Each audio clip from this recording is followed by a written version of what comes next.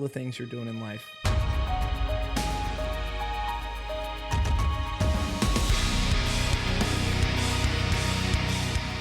So what got you started on this career path?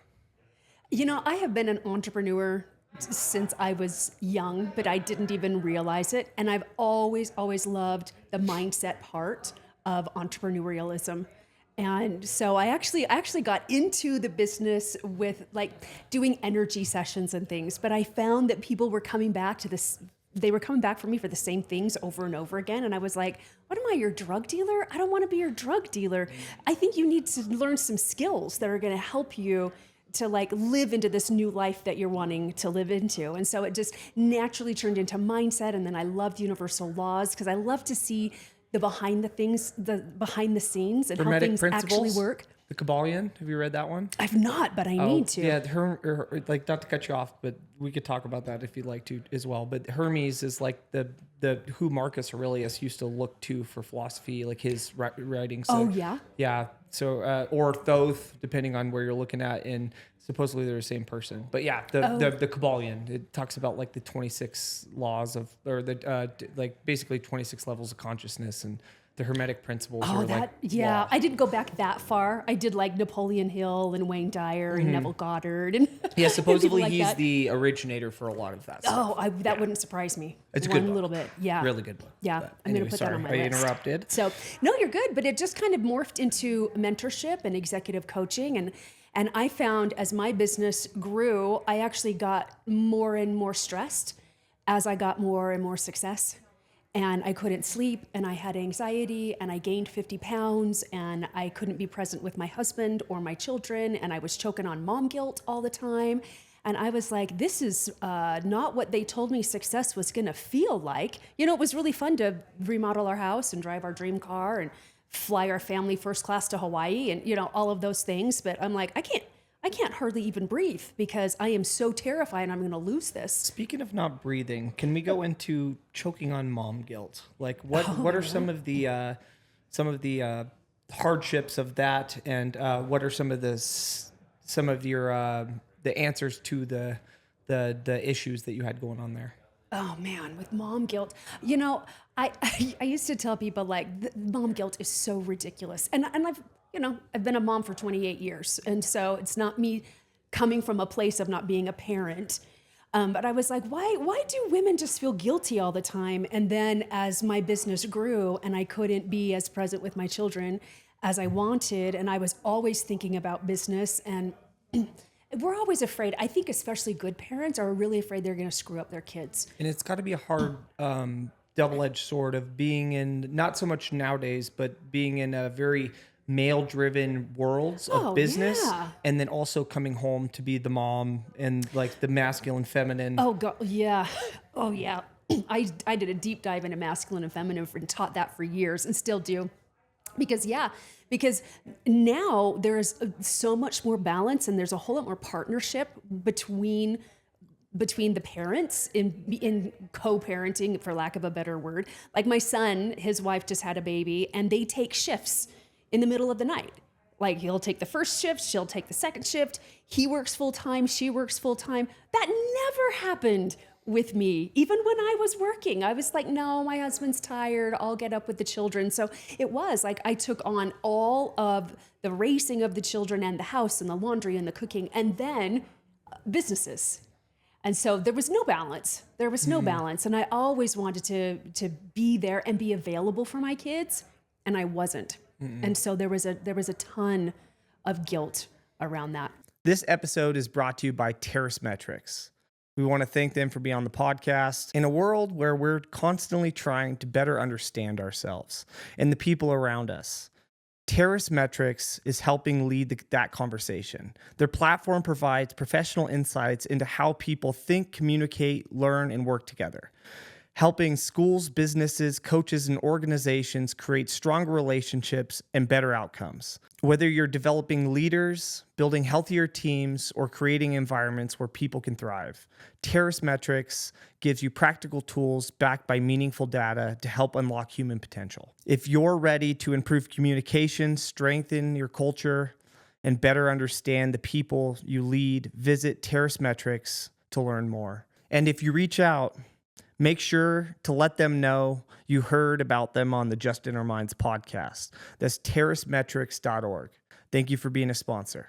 All the time. Having a ton of guilt around that, do you think you had, were you there for yourself a lot of the time too, or was...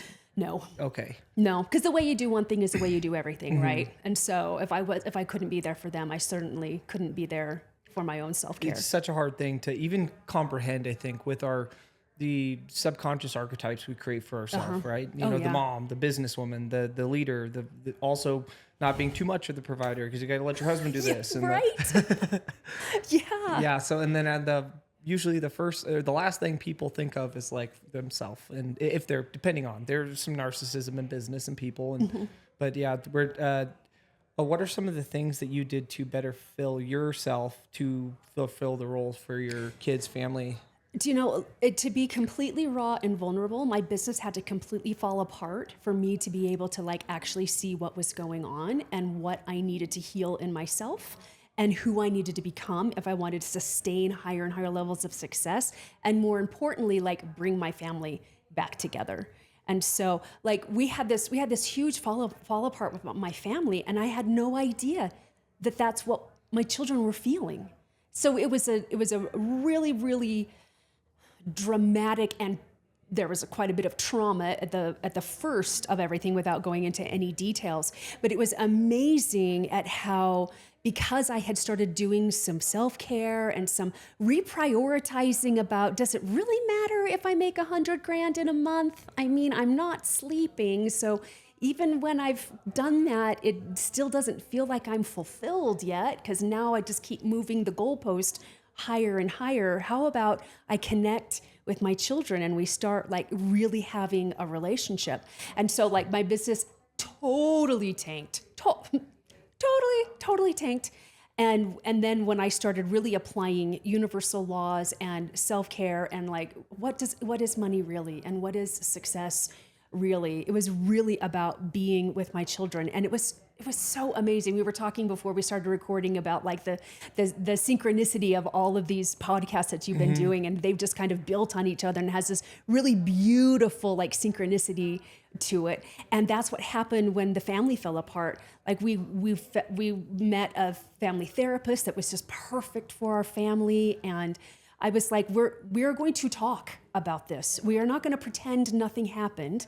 And we're gonna heal. We're gonna heal from all this so that we can trust each other again. And you know what, Justin? Like within 3 months, the family was like we were together and healing and talking and trusting and vulnerable with each other. And it was one of the most painful experiences became one of the most beautiful blessings. I talked to a lady yesterday about a book. She's doing a book on men and their journey and to help women better understand men as a whole. And something she said was that I think that it just came to me to ask you your opinion on it is, so like when it comes to being vulnerable with your family, we have these roles we're playing. And she was saying that her kids, the things that she thought was traumatic to her kids weren't the things that she thought they were. So their idea of trauma was different. So, and I think being able to be more vulnerable and present with your family and opening up about those situations or those type of things, and that goes across the board in business maybe too, and relationships. What is your opinion on that? I think yes. I absolutely agree with that because of the own traumas that we've had in childhood. It was like we want to spare our children from the same heartaches that we went through. And so I think we overcompensate for that in a lot of cases. And then we're like, oh, I spared them that trauma.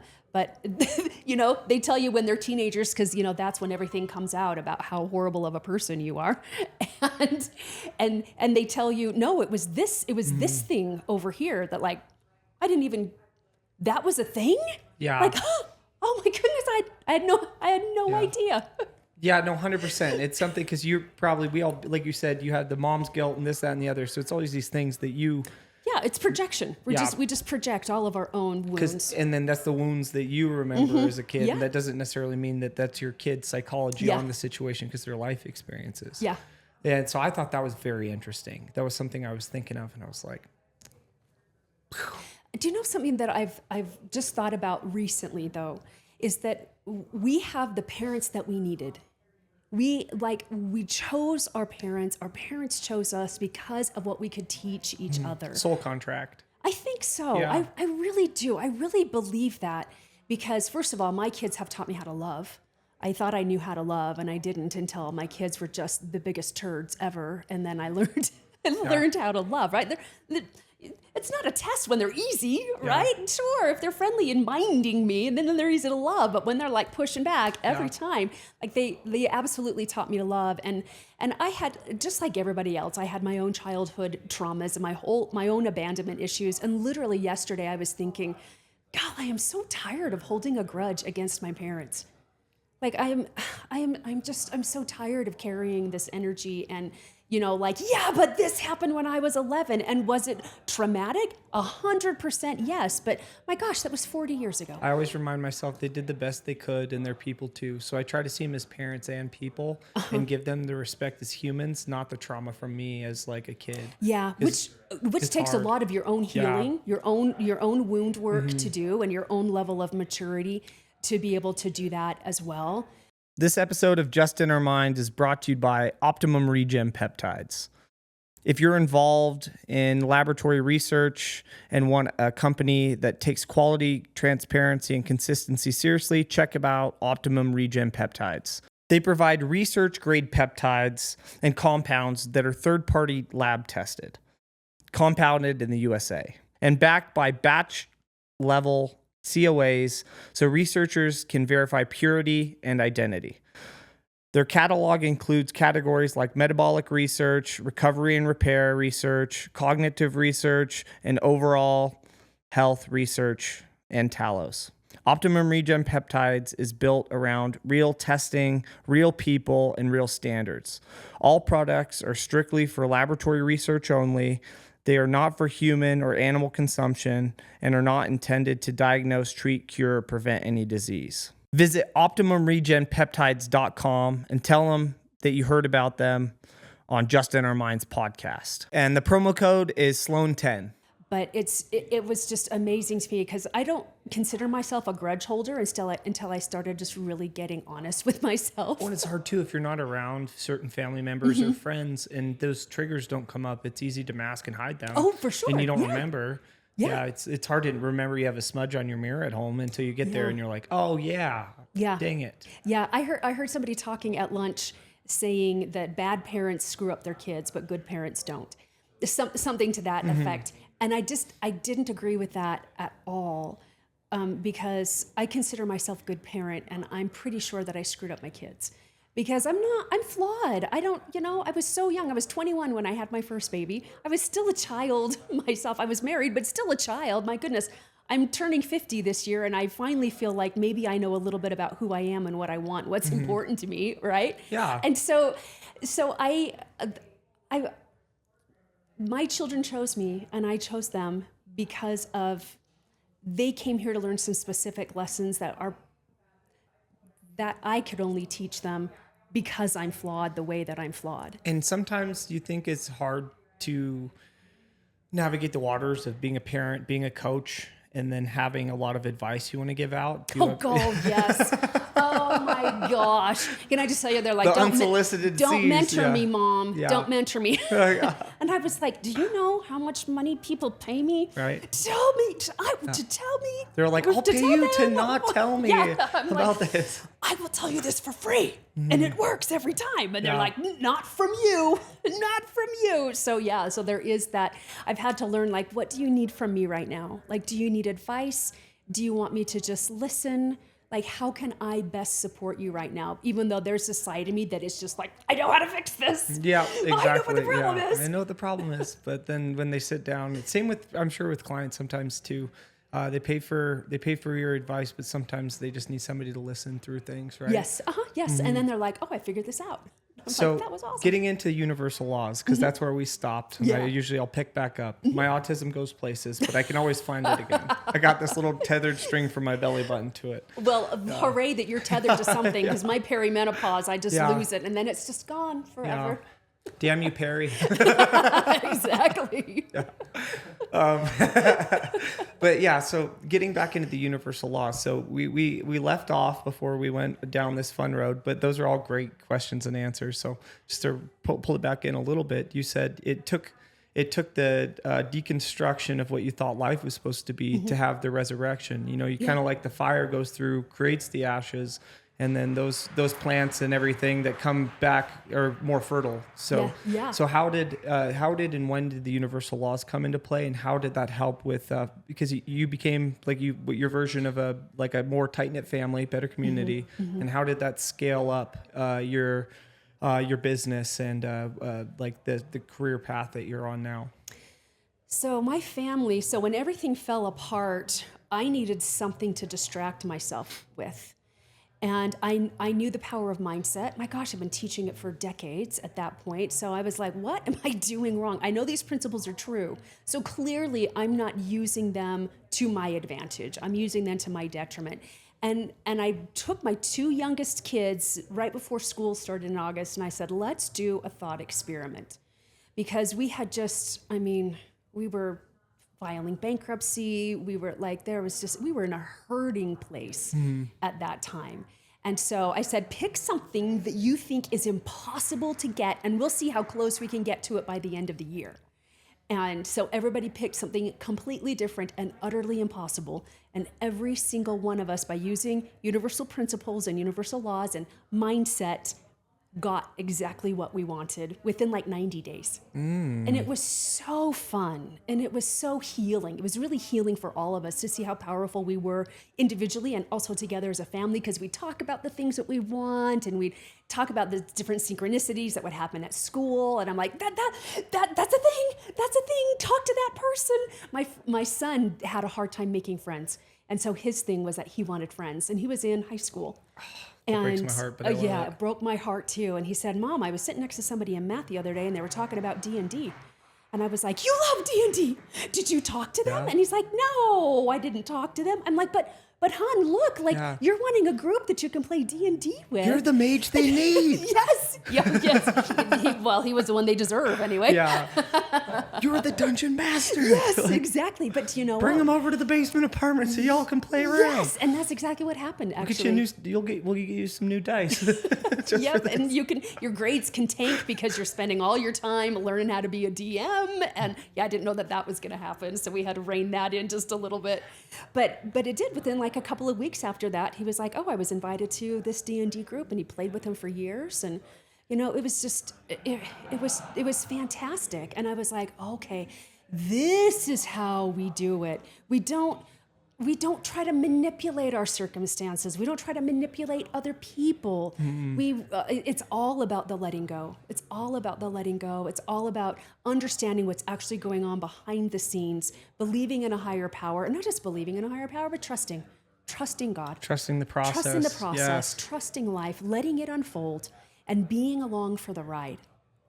And my business within 6 months skyrocketed.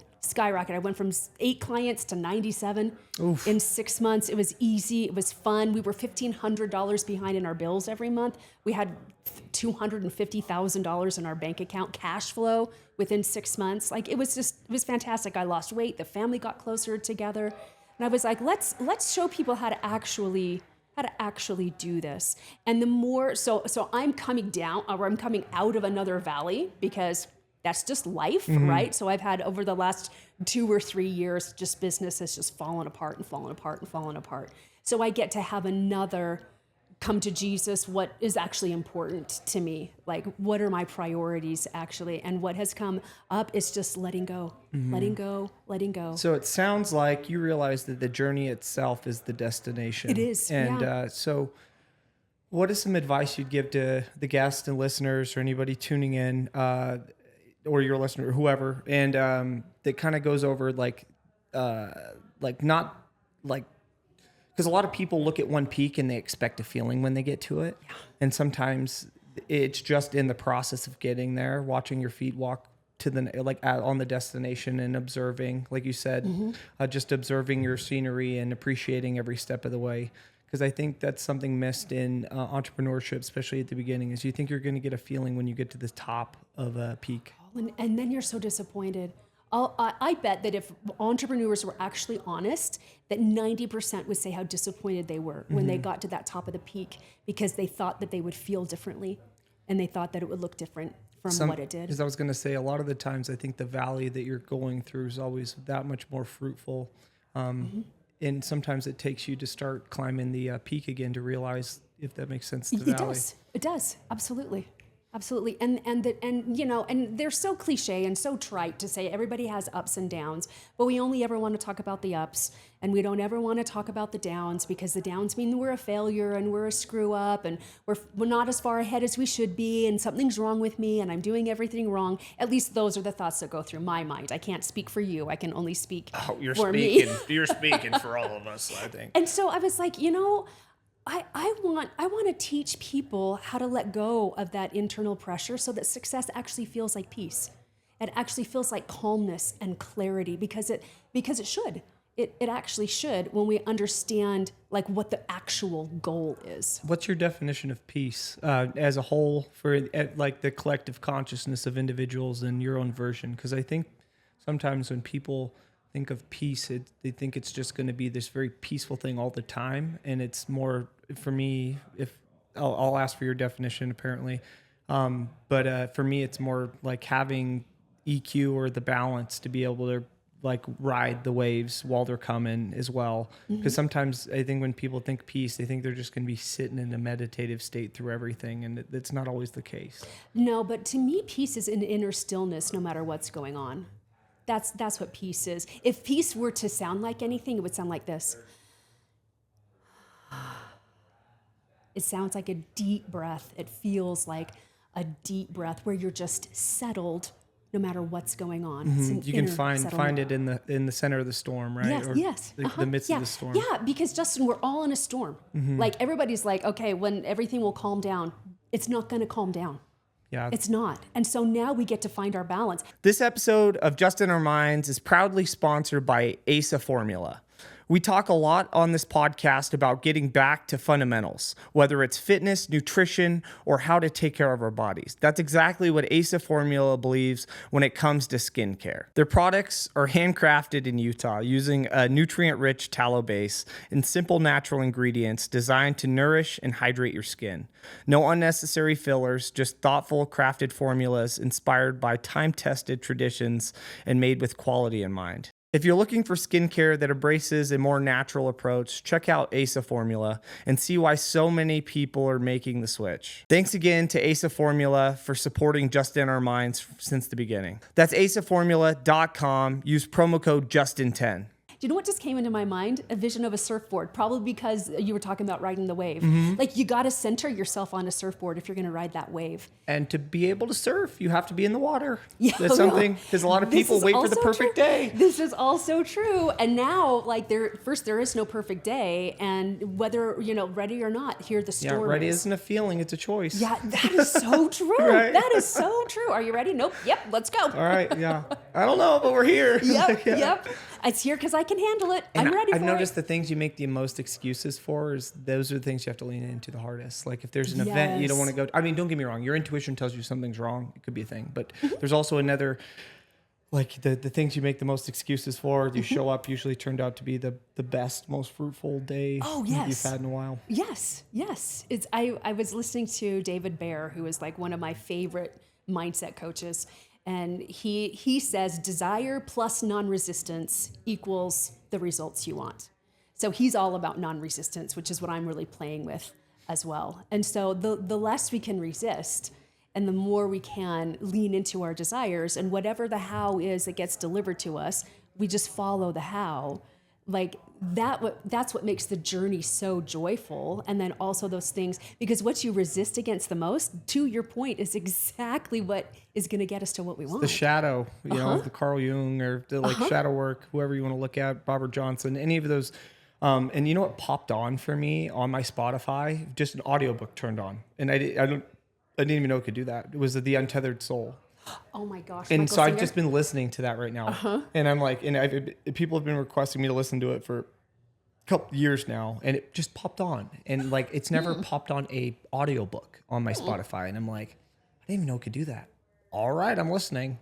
So, and that's all these conversations have been, if you're listening and you tune in and you learn how to become into alignment, everything happens for you, not to you. Yes. And the step beyond that is everything happens through you. Nothing happens to you, everything happens for you, and it also happens through you.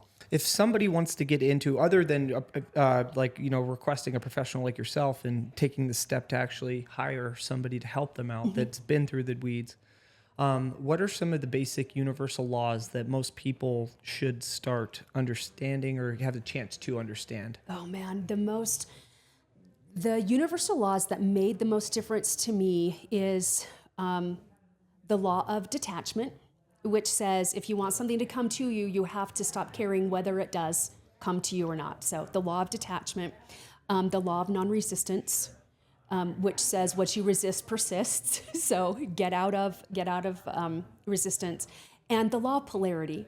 And the law of polarity says that there are equal amounts. If there is something that is bad in a situation, to the same degree, there is the same amount of good in a situation. So that because the main law of the universe is balance and harmony.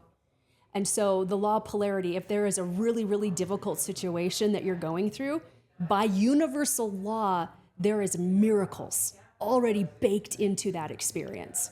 And the way we find them is to look for them. Rather than looking at the hard and looking at the suck, it's, okay, this is here because I'm ready for it. I am clearly up for this challenge because it's here. So let's find the lessons that are never, ever punitive. They are always there to help us grow and help us feel more joy. Mm-hmm. So it's using those three laws that to get you going. And I always love reminding myself contractual phases are only followed by expansion phases. Oh yeah, So oh you my need both. gosh, the dawn is coming. It's the like the heart pumping of the universe.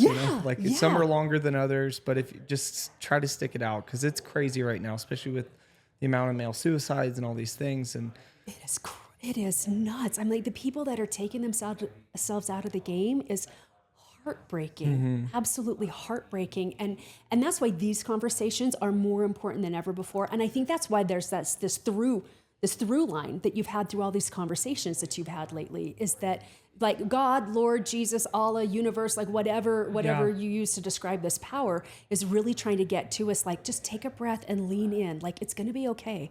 Because this is how the universe is structured. You are going to be taken care of. 100%. Everyone is going to be taken care of. It is. You know, like, I don't know if you've ever looked into Paul Chek. I like one of his references. He says, we are God's Netflix. You know? So the good, bad, and the ugly. Right. You know, like, not all of us just want to watch black and white movies of somebody playing ping pong at like 0.05 speed. Like, there has to be some chaos for you to elevate as your characteristics as a human. Yeah. So moving back into being a mom, what are some things that you see more so maybe with moms trying to be like maybe single moms or women in relationships and everything in between, where they might struggle between their business life and their home life? Well, I think the biggest thing that's going to help them to get into some sort of balance is to really lean into their feminine energy rather than your masculine energy. We all have both of those energy types in us. They're the energies of creation, so it has nothing to do with gender roles or stereotypes or any of that. Women have been masculinized and men have been actually neutered. They haven't really been 100%. feminized. They've just been absolutely emasculated. And so nobody knows what their lane is and nobody knows how to stay in their lane.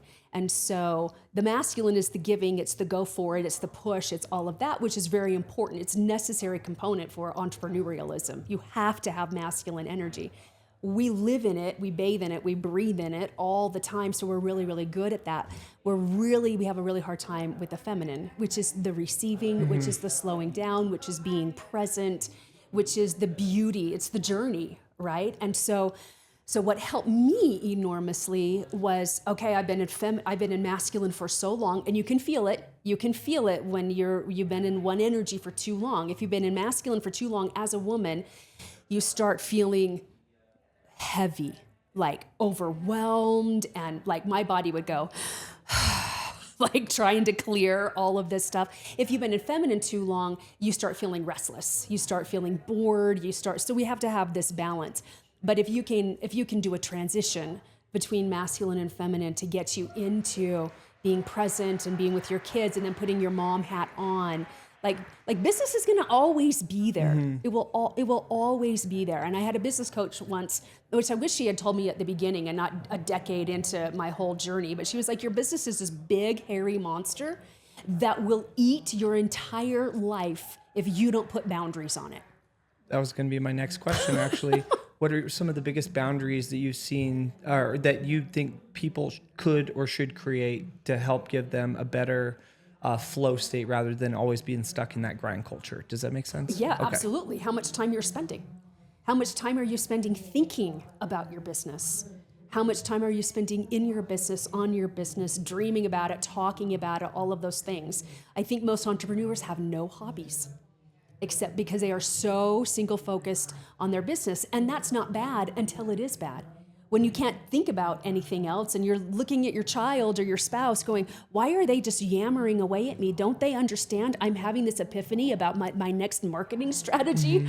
You know, and then it's like, whoa, wait a second. And so it really is like having very, very strict boundaries that when we're working, and when we're playing, and play is more important than work. And I always talk about that as a lot of people, things we have are vitamin, mineral, and movement deficiencies. So as soon as we started gaining and like our hormones start flaring up, we lost recess.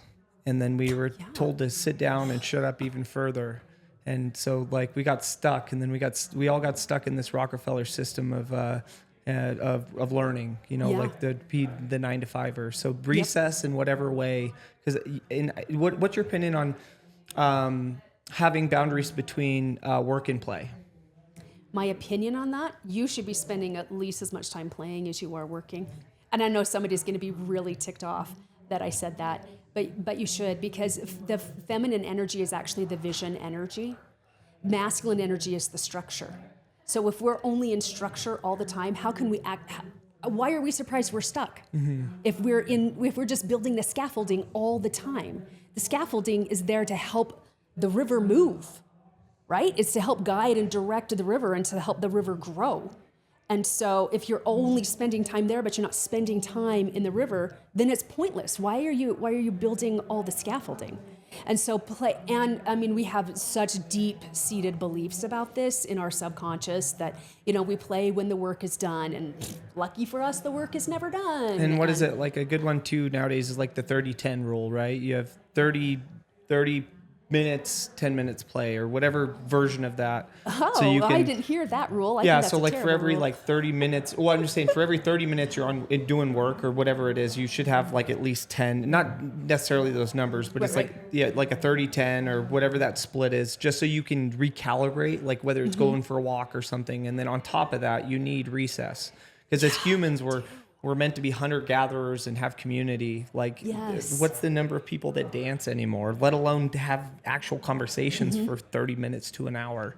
You know, so like we're getting into hieroglyphics again, you know, with these emojis and all this stuff. So I feel like there's not that we're losing the spiritual connection side of life in some aspects. We absolutely are.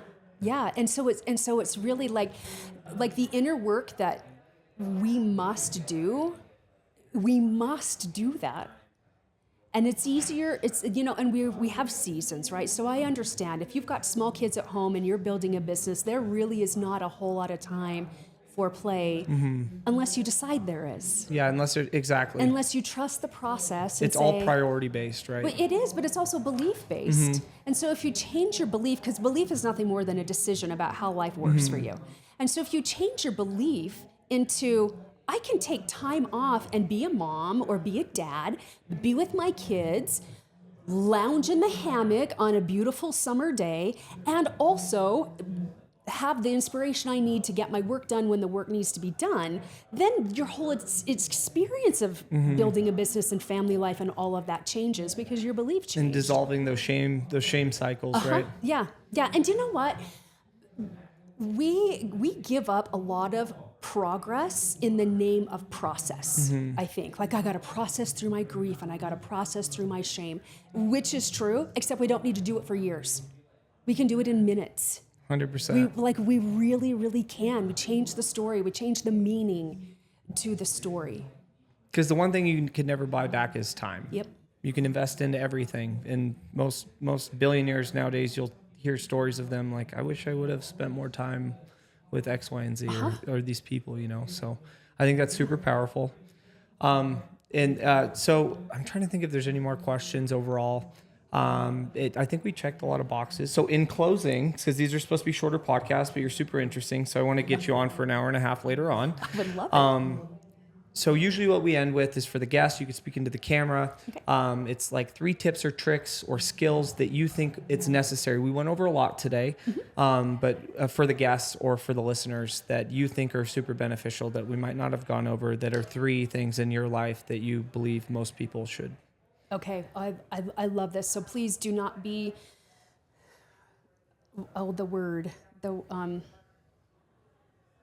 this is very simple. So please don't dismiss the power of this because of its simplicity. Your base rule, your base belief or decision needs to be that everything is always working out for you, that you are always supported, that the universe has been mathematically structured to support you in every microsecond of your life. Everything has always worked out for you. Do you know how we know? Because you're still here.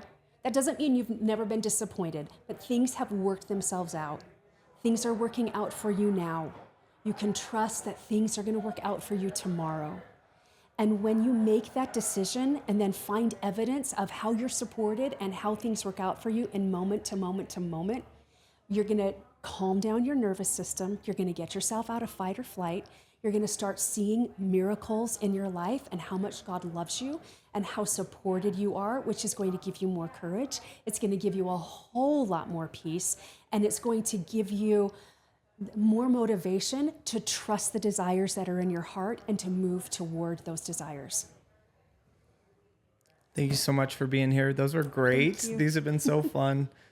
And in closing, just remember to get out of your minds and into your hearts. Take a second to close your eyes. Take a deep breath, recenter, find your peace. Have a great day, everybody.